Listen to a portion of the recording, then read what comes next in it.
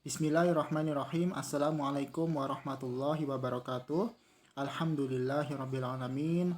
All praise to Allah Subhanahu wa taala, and with the grace of Allah we can meet again. In this occasion we will learn about future perfect tense. But in this occasion we will only talk about the function of future perfect tense. So let's move to the first function, that is to refer a completed action in the future before a certain time in the future, but we don't know exactly when it is.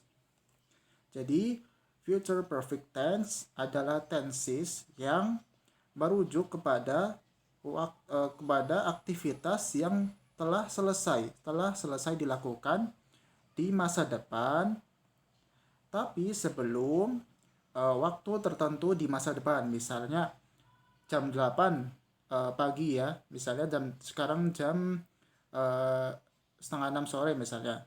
Masa depan misalnya jam 8 pagi. Nah, sebelum jam 8 pagi itu ya. Jadi before a certain time maksudnya pada waktu tertentu di masa depan. Tapi di sini ada catatan lagi, but we don't know exactly when, ya. Kita tidak tahu kapan terjadinya. Ya, langsung ke contoh, coba ya. By 10 o'clock I will have finished my homework. Ya. Lihat di dalam kurung ada catatan, I will finish my homework at a time before 10. Ya, at a time before 10.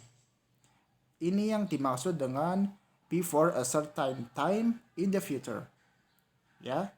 Tapi di sini tidak tahu kapan saya menyelesaikan homework saya. Ya, but we don't know exactly when. Ya. By 10 o'clock, diulangi ya. By 10 o'clock I will have finished my homework. Ya, dalam kurung I will finish my homework at a time before 10. But we don't know exactly when. Ya.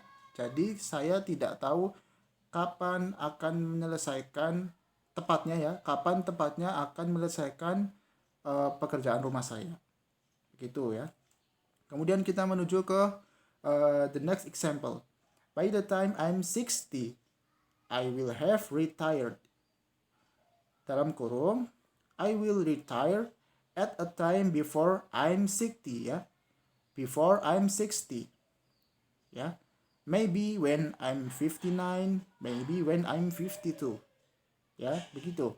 Jadi tidak tahu persisnya kapan akan pensiun ya, tapi pastinya sebelum umur 60 tahun, before I'm 60. Begitu.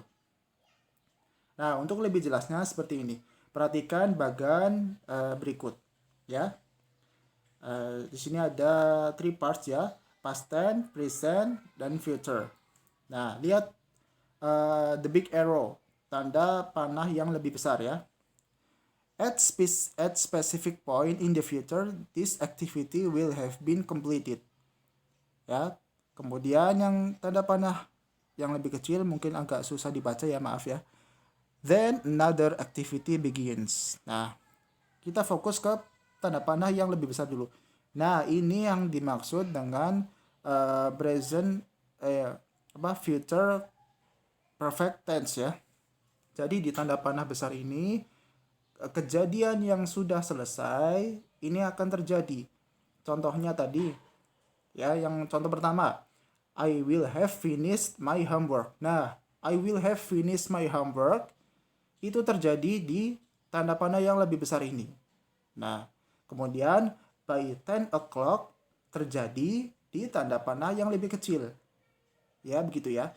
Jadi kejadiannya sebelum waktu spesifik di masa depan. Ya, memang kejadiannya di masa depan, tapi sebelum waktu yang lebih spesifik di masa depan. Contohnya by 10 o'clock ini. Ya, begitu. Oke. I hope you understand my explanation, and if you don't, just repeat my explanation, okay? And then we move to another functions. And the second function is about to say how long for an action that starts before and continues stop to another action or time in the future. Ya. Jadi untuk menyatakan seberapa lama sebuah aktivitas yang mulai sebelum dan lanjut kepada aktivitas yang lebih berada di waktu masa depan ya. Contohnya, when we get married, I will have known Robert for 4 years. Ya. Jadi yang dimaksud di sini adalah saya telah mengenal Robert sebelum saya menikah. Jadi begitu. Artinya ya, di kalimat pertama, when we get married, I will have known Robert for 4 years. Ketika saya menikah, saya akan mengenal Robert selama 4 tahun. Nah, jadi saya sudah mengenal Robert sebelum saya menikah. Begitu ya. Dan ketika saya menikah, saya sudah mengenal Robert selama 4 tahun.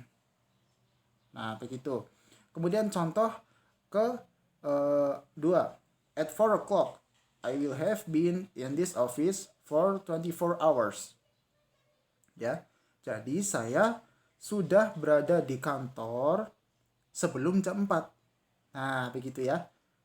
Jadi future perfect tense di sini untuk menyatakan seberapa lama sebuah suatu aktivitas yang telah berlangsung sebelumnya dan ini berlanjut ke masa depan. Ya, begitu.